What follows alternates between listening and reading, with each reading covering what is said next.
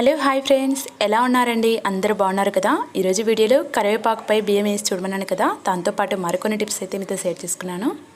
అలాగే నా వీడియో ఎవరైనా ఫస్ట్ టైం చూస్తున్నా ప్లీజ్ అండి లైక్ చేయడం అస్సలు మర్చిపోవద్దు. ఇప్పుడు టిప్ నెంబర్ 1 చూద్దాం. ఎక్కువగా షాప్ నుంచి కొబ్బరిని తెచ్చుకున్నప్పుడు కొన్ని రోజులకి ఎంత స్టోర్ చేసుకున్నా కానీ అది కలర్ అయితే చేంజ్ అవుతుంది, అలాగే స్మెల్ కూడా అప్పుడప్పుడు చేంజ్ అవుతుంది కదా.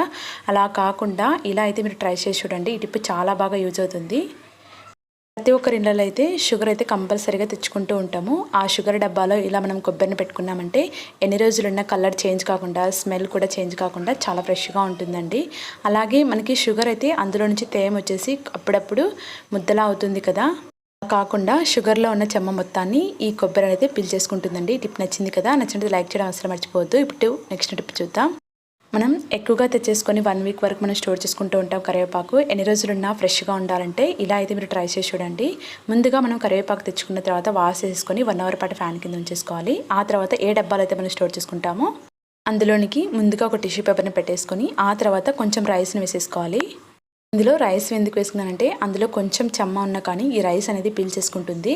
మనం ఏ ఆకు స్టోర్ చేసుకోవాలని కానీ ఎక్కువ ప్రెస్ చేయకుండా పైన జస్ట్ అలా వేసేసుకొని ఆ తర్వాత దీనిపైన మనం ఒక టిష్యూ పేపర్ వేసేసుకున్నామంటే మనకి 1 మంత్ వరకు కూడా ఫ్రెష్గా ఉంటుందండి. మీరు కూడా ఈ టిప్ అయితే ట్రై చేసేసి ఎలా అనిపించిందో కామెంట్ చేయడం అయితే అస్సలు మర్చిపోవద్దు. టిప్ నెంబర్ 3 చూద్దాం. ఈ టిప్ అయితే లో బీపీ ఉన్న వాళ్ళకి చాలా బాగా వర్కౌట్ అవుతుంది. ఒక గ్లాస్లోనికి వాటర్ని తీసేసుకొని ఈ వెల్లుల్లి ఉంటుంది కదా మనందరి ఇళ్ళల్లో, ఆ వెల్లుల్లిని ఇలా చిన్న చిన్న పీసెస్గా కట్ చేసుకొని ఈ వాటర్లో వేసేసుకోవాలి. మనం పడుకునే ముందుగా వేసేసుకొని ఎర్లీ మార్నింగ్ ఈ వాటర్ని తీసుకున్నామంటే డైజెషన్ ప్రాబ్లం ఉన్నా కానీ లేకపోతే లో బీపీ ఉన్న వాళ్ళకి చాలా బాగా రిజల్ట్ అయితే కనపడుతుందండి. ఇలానే డైరెక్ట్గా తీసుకోలేరు కదా, అలాంటప్పుడు ఈ వెల్లుల్లిని మొత్తం సపరేట్ చేసుకొని ఈ వాటర్ని అయితే తీసేసుకోవాలి. హై బీపీ ఉన్న వాళ్ళకి కాదండి, లో బీపీ ఉన్న వాళ్ళకి ఈ టిప్ అయితే చాలా బాగా వర్కౌట్ అవుతుంది. ఈ టిప్ నచ్చినట్టయితే లైక్ చేయడం అయితే అస్సలు మర్చిపోవద్దండి. ఇప్పుడు టిప్ నెంబర్ 4 చూద్దాం. శనగపప్పుతో ఎప్పుడు కర్రీ చేసుకోవాలన్నా కానీ ఓవర్ నైట్ నానబెట్టేసుకొని ఎర్లీ మార్నింగ్ చేసుకుంటూ ఉంటాము. అప్పుడప్పుడు మర్చిపోయినప్పుడు ఇలా అయితే మీరు ట్రై చేసి చూడండి. హాట్ బాక్స్లోనికి మనకి ఎంత కావాలనుకుంటే అంత శనగపప్పుని తీసేసుకొని ఆ తర్వాత ఇందులోనికి హాట్ వాటర్ని వేసేసుకోవాలి.